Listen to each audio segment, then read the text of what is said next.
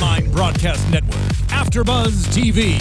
Over 20 million weekly downloads in over 150 countries, and your #1 source for after-show entertainment.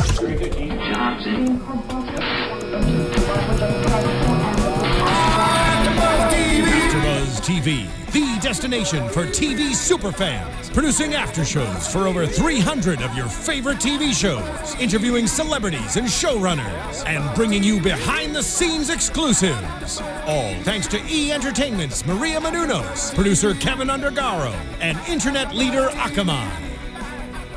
Now, let the buzz begin! I don't see nothing wrong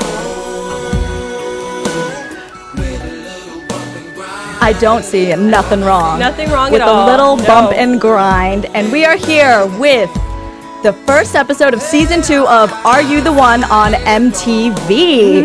This is day one too many, and I'm joined by the beautiful Kendra. Oh, thank you. Thank you.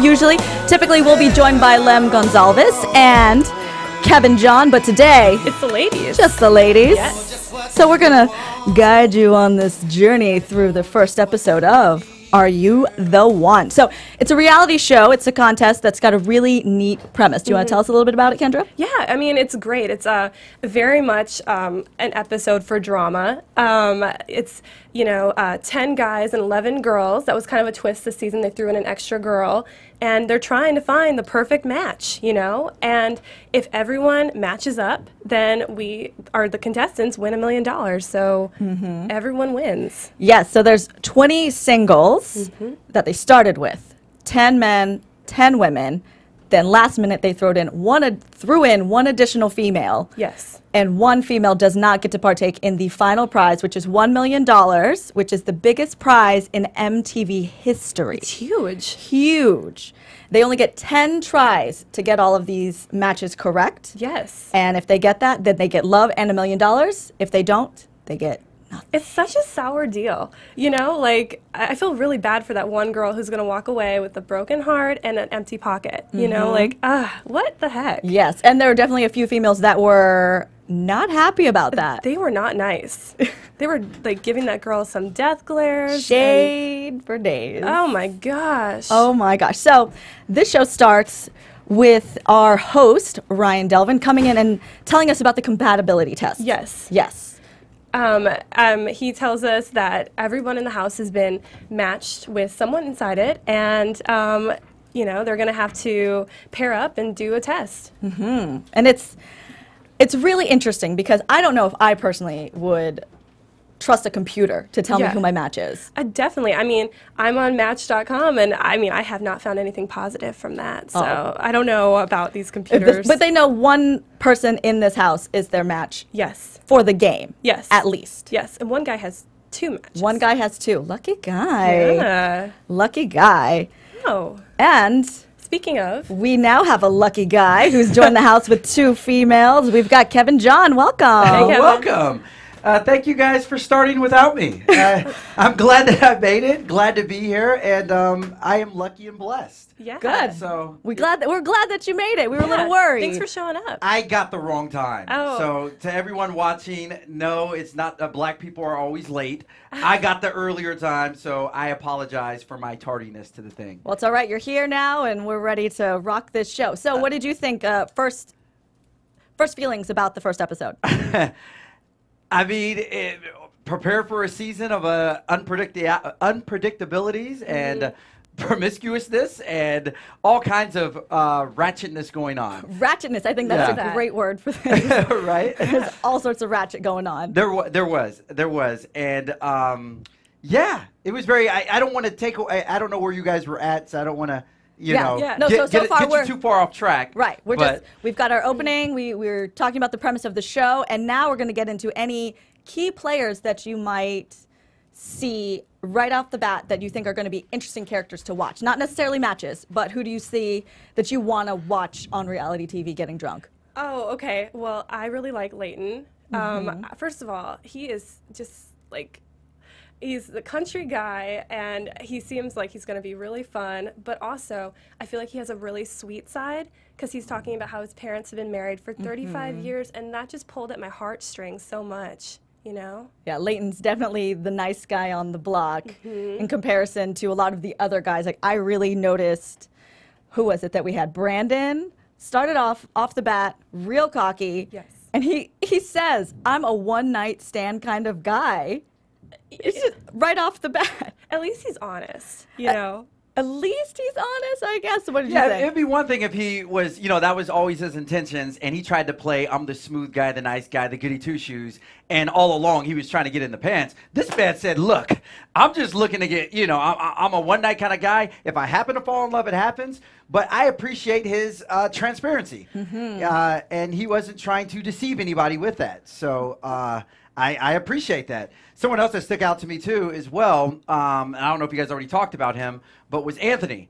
And he was bragging about how he was well endowed, I think it was. And, that you got to respect his transparency with that. But, it's just that it's kind of funny because in some of these introductions and you're getting to know some of these guys, some of them, are cocky, but some of them just seems like douchebags as well. I'm like, how are you expecting to get a woman with that kind of attitude? Well, back to Brandon, it's really weird that he said he's a one-night stand kind of guy, because I was watching this interview with him, and he's like, I'm really looking for love. And then we watched the first episode, and he's like, oh, I'm just here for a one-night good time, I just don't get it. Yeah, that stood out to me, that he outright said, I'm a one-night stand kind of guy. Sometimes girls like it and they don't, but they know what they're getting with me. But why are you here? Yes. Yeah. Why are you here? To hook up with To hook 10 up. girls, 11 girls? It's gross. It's gross. And speaking of hooking up, I was shocked that we had a hookup in the first episode. In the first episode. So speaking of, let's talk about, I have to say from this episode, my favorite, just because she was so ratchet, was Jessica. Of the females. She was just right off the bat. She's like, yeah, I'm kind of slutty. That's how I am. And then she acts on it. And then she does it. What did you guys think about her? I think she's a loose cannon, and she's literally loose as well, as we saw from the first episode. But, I thought that, for her to start off like that, it's one thing for the guys to say, I'm looking to hook up and stuff. But there's a double standard when women do the same thing. So for a woman to sit there and hook up on the first day, it's kind of like, okay, what kind of message is she trying to put out there, And I thought it was kind of tasteless, but then again, who am I to judge? Well, speaking of the double standard, it really made me mad during the final ceremony when they were matching, when Anthony picked Jessica, and he was like getting like nods, like, yeah, way to hit that. And then she was kind of getting like glares, like, oh, you're so slutty, and like that really pissed me off. Yeah, well, she was remorseful about it. So let's get into the play-by-play for the show. Let's talk about what actually happened in this episode. So we meet everyone, we learn about the compatibility test, and then we get introduced to the wild card, Christina.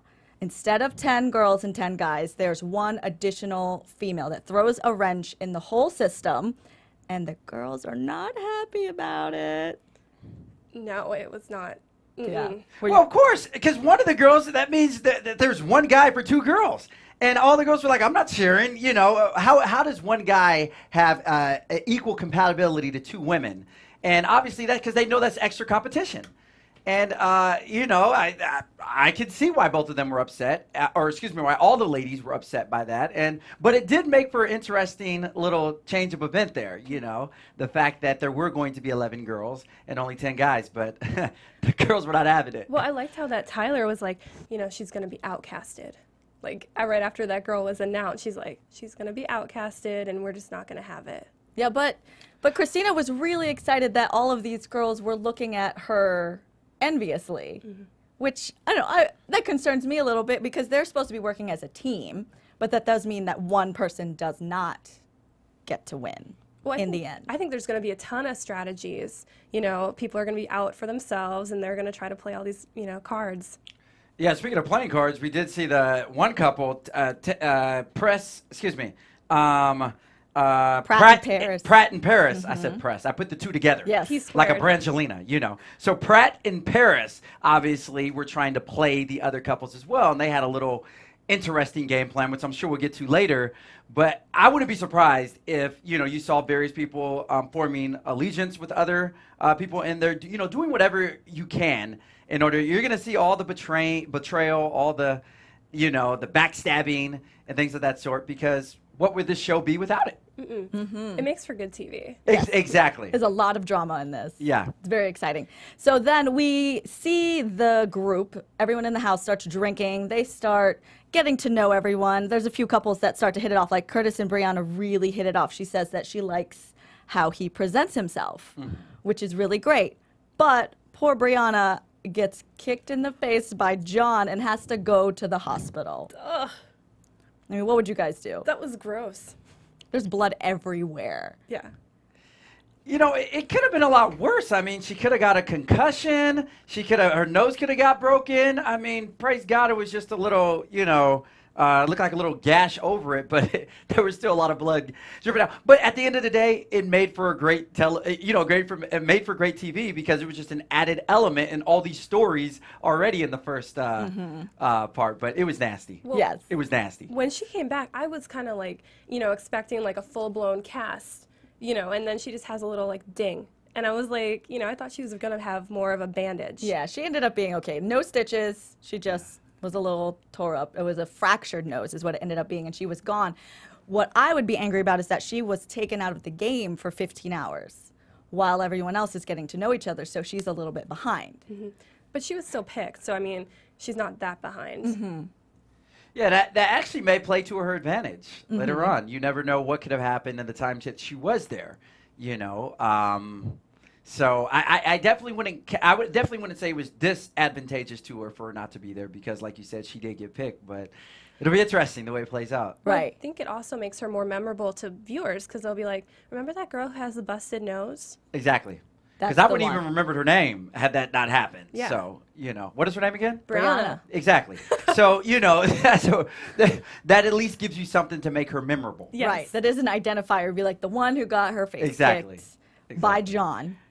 Now I'm going to remember John because he kicked a girl in the face in Which the is first day. horrible. And then on accident. and They then- were drinking. Well, then they're doing the karate thing, and I'm like, oh my gosh, you guys, like, way to play up the injury. Like, you remember that at the end? And he's like, hi, I'm Karate Kid. At the Yeah. end? I must have missed that part, but yeah, too soon. Too soon. Too Yeah. soon. So they're drinking. They're having a good time. Of course, it's not complete in a show like this without a hot tub conversation. And we have Christina and Brandon are talking in the hot tub about her tattoo. Real sexy. And of course, they get all of these people, and they're super hot.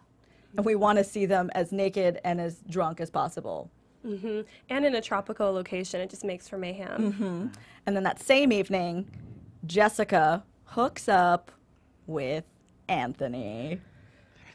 Well, the thing that really, I guess, flabbergasted me about that situation is the fact that Jessica says prior to that, in order for me to find the perfect man, I have to sleep with him first. Like, that's like the first thing. It's not like get to know him, get to know his character, understand his values and all. Oh, I have to sleep with him. And then once we sleep with each other, then I can find out everything else. Yes. So, which is usually the exact opposite. To sleep with him is one of the concluding things you do in getting to know somebody. But Oh, sorry. I mean, is it like test driving a car? Like, does she think this is like test driving a car? Like, are you going to see which one runs the best or something? She did more than test drive. She laid in that car, all right? She went more than around the block. Apparently, she went around the mountain. But, I guess so. But still, and I don't know, maybe you girls, ladies, you guys can help me out. Do certain girls look at that way when they're dating a guy? They're like, I have to sleep with him to see if we have that sexual compatibility or whatnot in order for this relationship to go on? I would think that some people would see it that way and other people wouldn't. That's really an individual choice. Well, I mean, I know some guys see it that way. So I definitely think that some women see that they need to, test drive the car first. But then, my question to that is, if a woman thinks that if a woman wants to test drive the car in order to see if she wants it, doesn't she think that may discourage that car from getting with her or going on a long distance trip with her if she test drives it immediately? Don't you think that may Not turn them off? if she felt that there was a connection, because if a guy right off the bat decided, hey, I'm going to sleep with this girl right away. Oh, but I like her. I'm going to stick around. She probably will keep him around. Maybe not always, but that's going to be more likely than the guy the other way around. I would think. I'm not inside the mind of a male. Well, I am. Yes. You know, just in case you guys were wondering.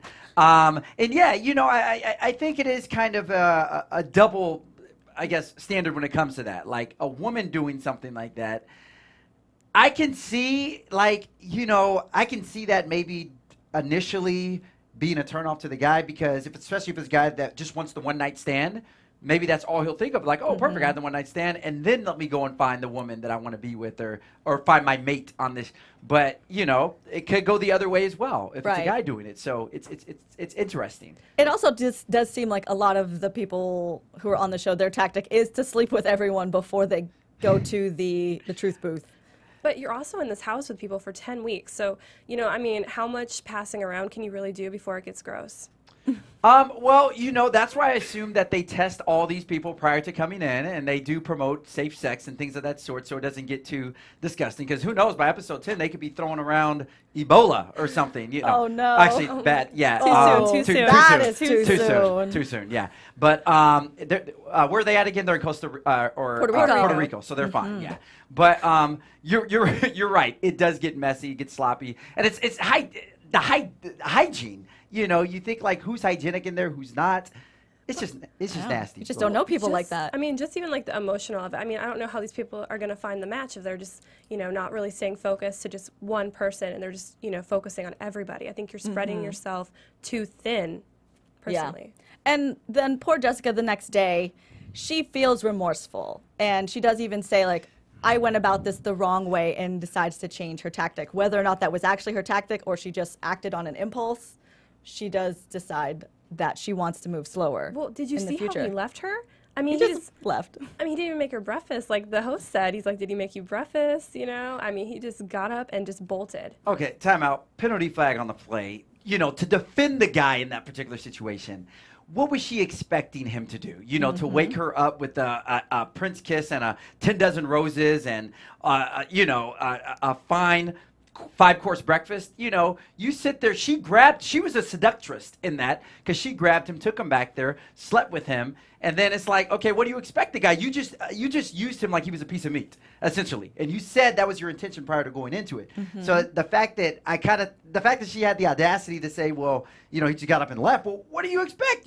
It's like you went hunting. You went out, hunted your prey, brought it in, ate it. You expect your prey to sit around and then cherish you after that? Yeah. You know? But I think he must have some kind of feeling for her, because he still picked her, I was kind of shocked by that.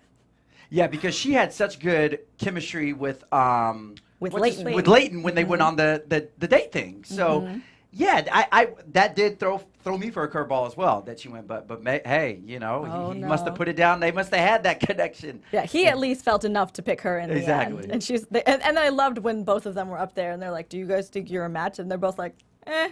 I guess it's as good as any other option at this point. Well, then we go into our first challenge, which is called Gotta Get That Box. Gotta get that. Quite a title. Quite a title. There's a key frozen inside of ice, and they have to use their bodies to melt the ice. The first 3 that win the challenge get to go on a getaway date. So they all have to pick a partner. And there's also some drama there, because they're like, oh, I wanted this person, but they're already taken, so I guess I'll take this person. Is there any of the teams that you were like, yes, I'm glad they got together? Paris and Tyler. Tyler Pratt. They're out, you know, I was excited for them. Yeah, that was good. And then it ended up being good for them throughout the rest of the show. How about for you? No, I agree. Yeah. No, they were exciting to watch. They were, and you could see something. You know, they were just very entertaining to watch. You know, there is a spark there for sure. Yeah, and then the first couple that does win the challenge is Leighton and Alex, and I love when we go on the date, we don't even see them in a shot together. They just split out, like, because Jessica came to Leighton and it was just done. You know, so I thought that was hilarious too. Yeah, I know. She's like, when I see something, I go after it. Yeah. And I thought it was kind of interesting how they just switched up the date. Yeah, boy, did she. And you even notice it on the helicopter when they're heading over there, that, you know, you could try to see how it just was, they were kind of split, Jessica and what's his face? Leighton? Not Oh, Leighton. no. The Brandon? guy she was supposed to be. Brandon, yeah. We're, even on the helicopter, we weren't even really getting closer, talking. It was just the complete opposite. So that was kind of I guess, a premonition of what was to come. And where was Alex this entire day? Did she even go? We didn't see her. I saw her in the water for like one shot, and then she was gone. I have no idea where she was. Alex was like, I like the beach. Yeah, exactly. She just went on her own safari. Yes. She's like, I'm in isolation. I don't This is care. like, fine, girl. You go on that vacation. Yeah. So they go on this trip to private plane to the island, which they called one of the most beautiful beaches in the world, Culebra Island. And it was beautiful. It was gorgeous. It was really beautiful. And I think that would be a really good date spot because, you're in the sun, you're swimming, you're in bathing suits and stuff like that. So it probably would be a pretty good date, but they did all switch around. Yeah, that was crazy. Cool. Yeah. But it did look beautiful, though. It did I'll say look that beautiful. much. So if Alex did just go off on her own and do whatever, I probably would have did the same thing if I was in that oasis of beauty. Where did Kevin go? I don't know. He's over here swimming with the dolphins. give me a coconut. Yeah, exactly. Leave me alone. I'm good. So before they leave, though, the teams that did not win have to pick one of the winning teams to go into the truth booth. Now, because Paris and Pratt have such a good connection, everyone wants to send them to the truth booth because maybe they're a match and then that can get them closer to winning. But those two put together a scandal. They start trying to pretend like they're fighting so they don't get sent to the truth booth because they don't want to leave yet because they're so sure that they're already a match. Which I don't get because when you see them around each other, it's so obvious they like each other. And I don't know how they pulled this one over, to be honest. Yeah, it's the same kind of thing. Like, I don't know how the other, contestants in the house were oblivious to the two of them when they were together. And when they weren't putting on that front that we saw, she had said something like, I can't stand him or whatever. But it was so obvious. That just looked like acting when they were saying that because anyone that saw the way they interacted with one another, it was obvious that there was, some form of connection. Well, Yeah. They didn't even say what they were fighting about. They're like Religion. Religion, that's right. But Yeah. they didn't even like really play off of it. They're like, yeah, we're just mad and like whatever. Exactly. Stupid. They didn't really have a point. They were just mad to be mad at each other, which I totally didn't buy. And I don't know how anyone in the house, well, as we find out what happens. But anyways, yeah, I totally wouldn't have bought it if I was in there. Yeah, I feel like this could have been a little bit of reality show twisting because we don't want to lose a couple the first show. They're like, oh, they're too good. Yeah, I mean, I totally agree with that. And then I was wondering, I wonder how much that the rest of the cast gets to, like, observe them. Like, I was wondering, like, how long they had been around them. Maybe that was editing, that made it look longer. Or everyone else really is just kind of into finding their own match that they weren't paying attention to them that much. They're like, oh, you guys are fighting great. Yeah. It might not even be a big deal. But they're in the confessional and they're talking about how they're trying to pull one over on everyone. And then Paris just lays one on him. And they do look like they have really good chemistry. Yeah. He's like, this is our first kiss. Yeah. And he was so excited about it. He was. He was blushing from head to toe. It was adorable. It was really cute. So they go on their date back at the house. Brianna returns. And her nose was fractured. But she was really happy that everybody welcomed her back.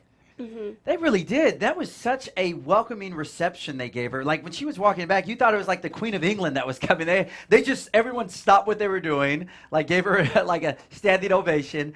And it was just so awesome to see that they, despite her incident, that everyone was so welcoming and, embraced her upon her arrival. They were so excited. Yeah. Even the guy that kicked her in the face, he ran John, over. yeah. John. He gave her a hug, and I was like, way to go, John. Yeah, that really...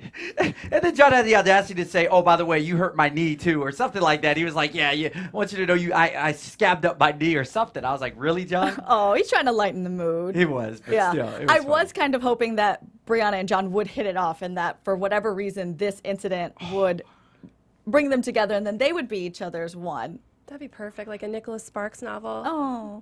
But it will be unfortunate if they are each other's match, but now they're completely turned off from each other because of that. I think she might like him. Like I feel like it might happen later on. Like remember when I hit you in the face?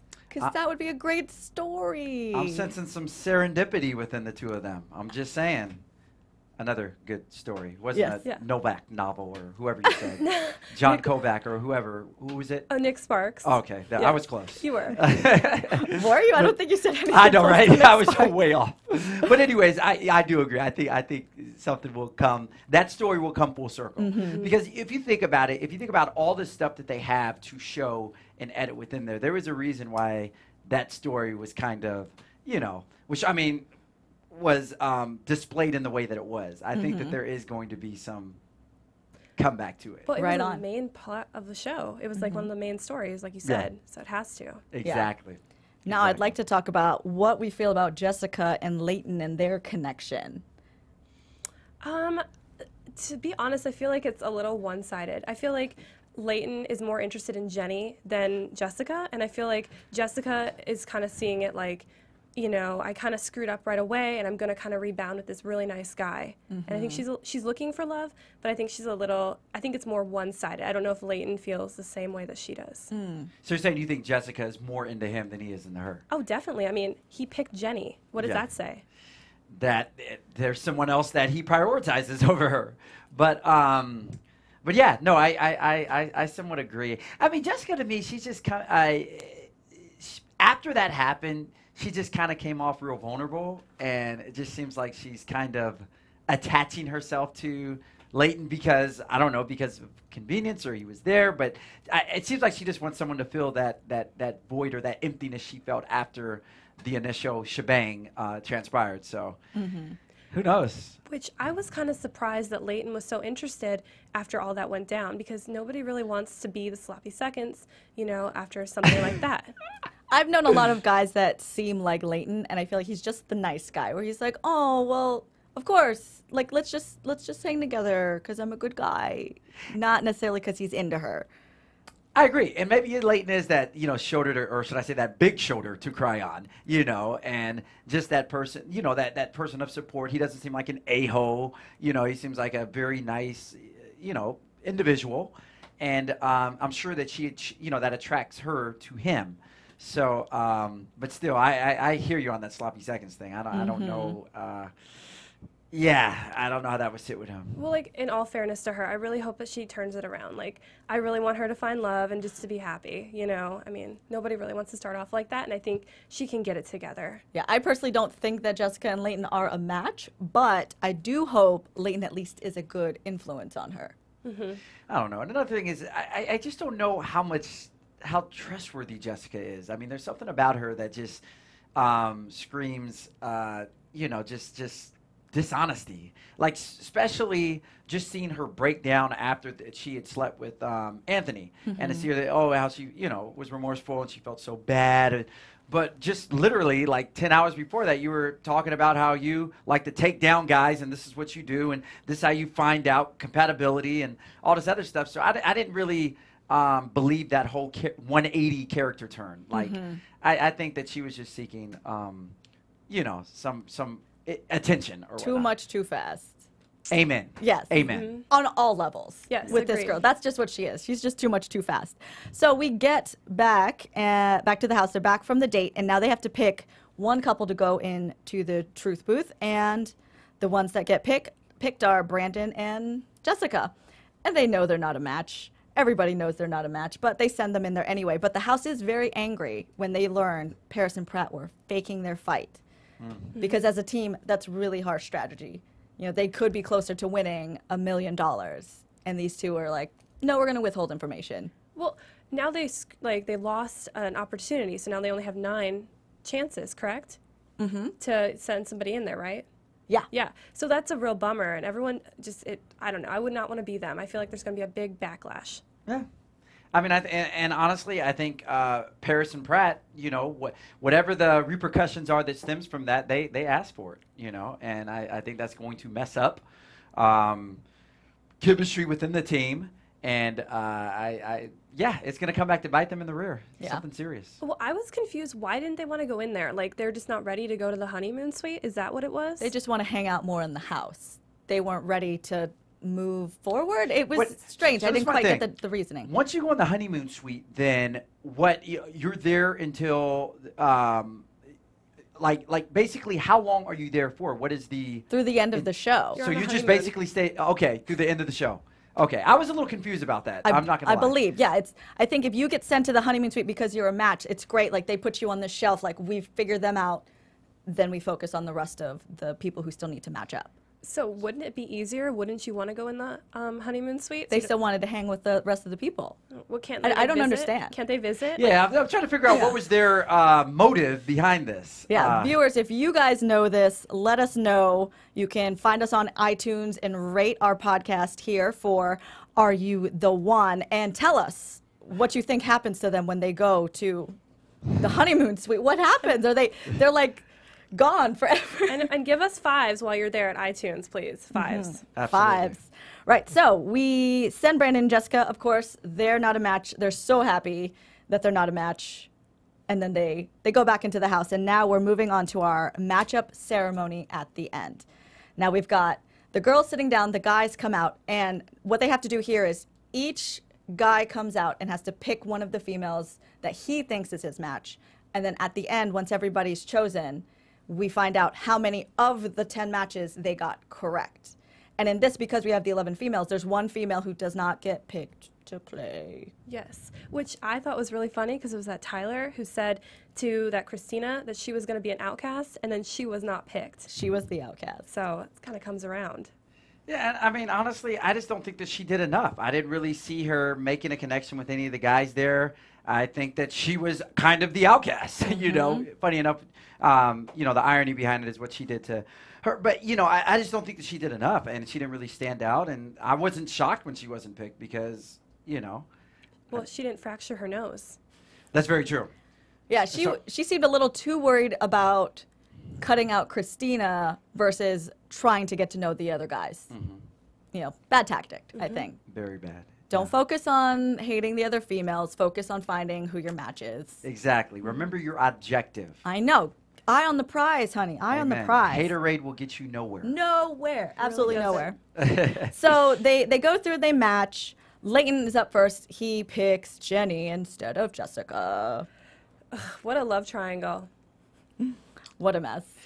Yeah, because, you know, when he went up, you saw that little moment he had with Jenny. I think it was in the kitchen or something before, right before they had, the matchup ceremony. So you saw that, but you still also noticed all the chemistry that he developed with Jessica. So I knew he was picking Jessica. Like, I knew it. Yeah. And apparently... Jenny. Jenny, excuse me. Yes. It's okay. And James. apparently, I don't know everything. Yeah, well, it's a new Yeah. show. We're still getting to know these characters. Exactly. Thank you. Help me out here. No, that's absolutely fine Yeah. because there are so many of them. I understand, and I forgive you, but I don't know about Kendra. I forgive you too, don't worry. Okay. Thank you. Okay, Thank you. we're good. Thank you. We're good. All right. So I thought Leighton picked the right person in that decision there. Now, as far as overall, if that is his match in the end, I don't know. But if you had to choose between those two, I think Jenny would be the better choice. I do. I mean, she's from Minneapolis, and he seems like very much like a Midwest. He likes a small town girl. I mean, though Minneapolis is not a small town. It's, in the Midwest, and he probably likes that. Yeah. Small town girl. Yeah. And then we have a bunch of different matchups. Some surprised me, some didn't. But I was very excited when Anthony did pick Jessica, and they were so like, whatever. I found that so funny. They're like, do you guys think you're a match? And they're like, I don't know. It was so nonchalant. Yeah. They just really didn't care. They were like, I guess so. Yeah, I guess whatever. this is where we're at.